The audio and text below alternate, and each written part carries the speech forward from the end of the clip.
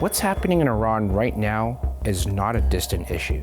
It matters to Canada and it matters to Canadians. And under a Canada First approach, it matters because protecting Canadians always comes first. For decades, the regime in Iran has committed grave human rights abuses, arbitrary detention, torture, executions, and mass killings. That brutality is well documented. But what the world has witnessed since late December of 2025 marks a dark and devastating escalation. Reports from inside Iran indicate that tens of thousands of people have been killed, with many more injured, detained, or disappearing.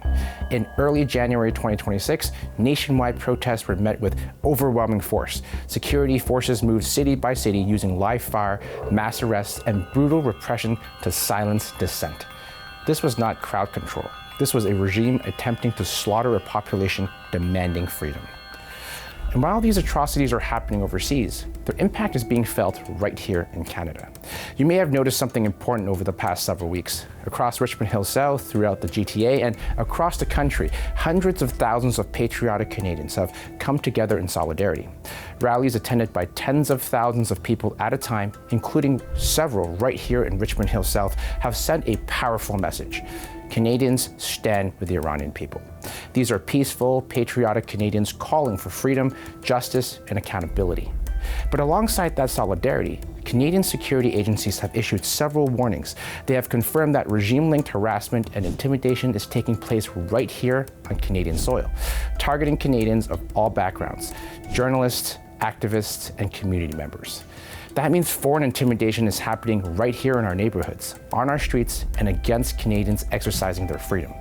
Putting Canada first means this must be called out as unacceptable. For 6 years, Canada's Conservatives called for the Islamic Revolutionary Guard Corps, the IRGC, to be listed as a terrorist entity.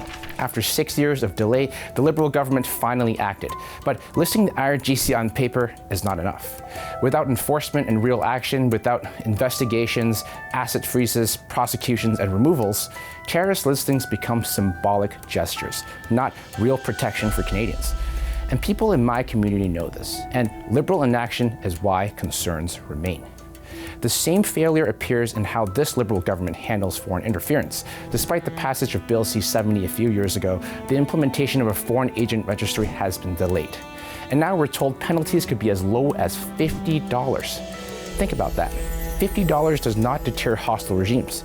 It isn't even enough to buy groceries for a family for a day in this Liberal economy. And it does not protect Canadians from intimidation. Canada First means putting Canadian safety ahead of diplomatic hesitation. It means defending free speech here and not allowing authoritarian regimes to export fear into our communities. Right now, Liberal enforcement does not match the threat.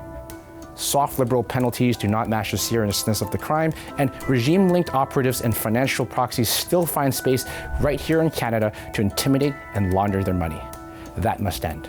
That's why Canada's Conservatives are calling on this Liberal government to act decisively and immediately.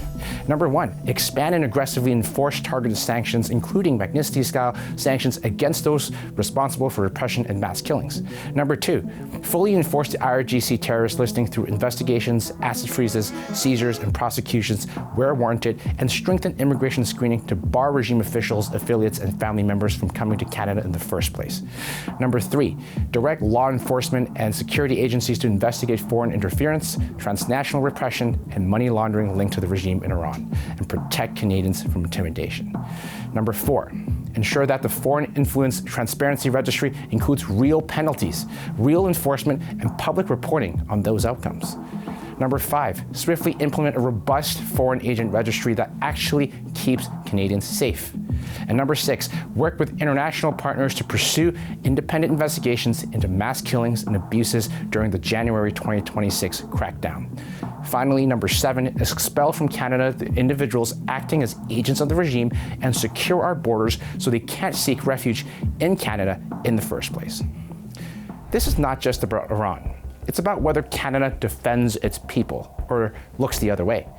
The Iranian people are risking everything for freedom. Canadians here at home deserve safety, not inaction. Canada must never be a refuge for tyrants or their enforcers, and Liberal rhetoric must match reality.